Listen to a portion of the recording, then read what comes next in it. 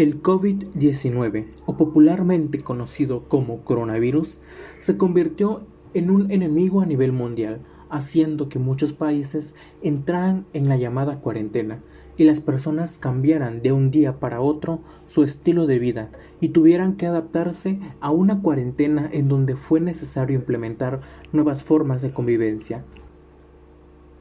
El cómo se presentó la situación y cómo se fueron dando cambios referente a la pandemia y cómo la sociedad se vio inmersa en diferentes situaciones se pueden analizar desde diferentes puntos de vista, desde las situaciones políticas, las sociales, las médicas, entre otros. Abarcando más el punto social, se puede partir desde autores como el filósofo, sociólogo, historiador y psicólogo Michel Foucault. Este autor habla de que el poder está en todas partes y viene de todas partes. Según Foucault, el poder designa relaciones entre sujetos que de algún modo conforman una asociación o grupo, y para ejercerlo se emplean técnicas de amaestramiento, procedimientos de dominación y sistemas para obtener la obediencia. Partiendo de eso, en esta nueva forma de convivencia podemos ver cómo el poder, desde un punto de vista político, designa ciertas formas de convivencia entre la sociedad, como puede ser el uso de cubrebocas obligatorio cuando uno sale de casa, la distancia que se debe tomar entre las personas al encontrarse en un mismo sitio, además de otras modalidades que se implementaron durante la pandemia para prevenir infecciones masivas en la sociedad. Pero es verdad que quienes no respetaban estas normas eran castigados, sancionados, pues es posible encontrar en internet imágenes, videos o noticias de personas que fueron detenidas por haber salido a la calle sin cubrebocas o cuando salían pasada la hora del toque de queda, como sucedió en algunas ciudades. También aquellas instituciones y los comercios que no respetaban las medidas de prevención y que hacían que la gente se aglomerara eran sancionados o incluso llegaban a ser clausurados, pues no respetaban las normas establecidas por un poder.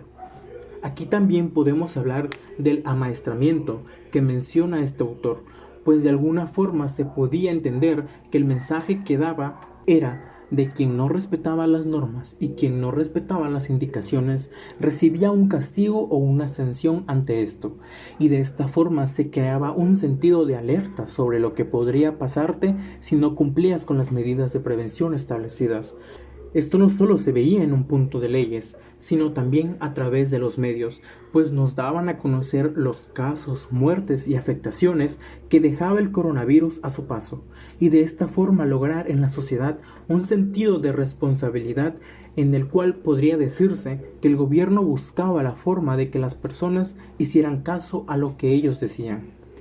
Aunque es bien sabido que no se puede tener ojos en todas partes, las nuevas tecnologías han permitido que las autoridades puedan saber qué sucede en diferentes puntos sin necesidad de estar presentes. Michel Foucault también nos habla de un panóptico. Menciona que el panóptico es el eficiente diseño de prisión ideado por el filósofo británico Jeremy Bentham, con una torre central desde la que el vigilante puede ver continuamente a los presos, cuyas celdas están iluminadas desde la parte posterior para impedir que sus ocupantes se oculten en rincones sombríos. Aunque es verdad que este concepto está dirigido a prisiones, puede llevarse a la sociedad partiendo desde el punto de la vigilancia, pues nosotros mismos formamos parte de este panóptico al momento en que documentamos y compartimos lo que sucede a nuestro alrededor. Principalmente, y aunado a este tema, se da cuando denunciamos o exponemos a través de diferentes plataformas y redes sociales a personas, comercios o instituciones que no cumplen con las medidas establecidas durante la pandemia, y que la sociedad, que al haberse creado un sentido aparente de responsabilidad, pero también de lo que puede pasar si no cumples las normas, denuncia a quienes no cumplen con las reglas establecidas de este sistema, de forma que obtengan su sanción correspondiente. La sociedad también actúa de acuerdo a lo que sabe, lo que aprende y a lo que ve. Por eso es importante la información verídica que uno consume, es decir, tener la certeza de lo que se está consumiendo es real y proviene de una fuente confiable, pues se sabe que los medios tienden a crear noticias amarillistas o noticias que sacan de contexto la realidad en la que estamos, a través de las famosas cortinas de humo y alejándonos de una realidad a través de otra creada por los medios. Aquí podemos tomar como ejemplo la teoría de cultura y simulacro de Jean Baudrillard, donde habla de cómo los medios toman características de la realidad que inflan o mejoran con fin de ser reproducidas en una versión de simulacro a una sociedad sostenida por el consumo. Nos menciona también que los medios producen cultura del espectáculo, cosas que solo se dan en los medios asociado a la espectacularidad.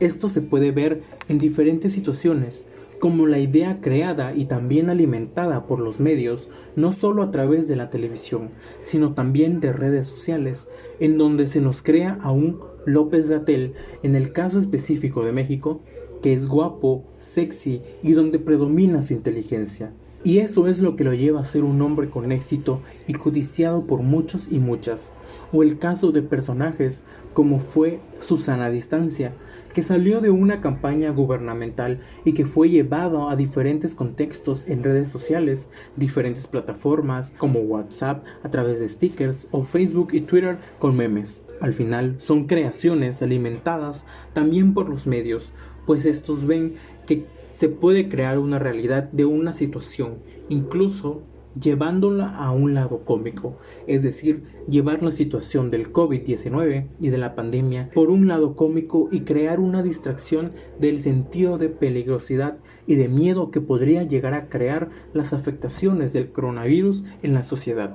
La sociedad cambia, se transforma y se va adaptando a nuevas cosas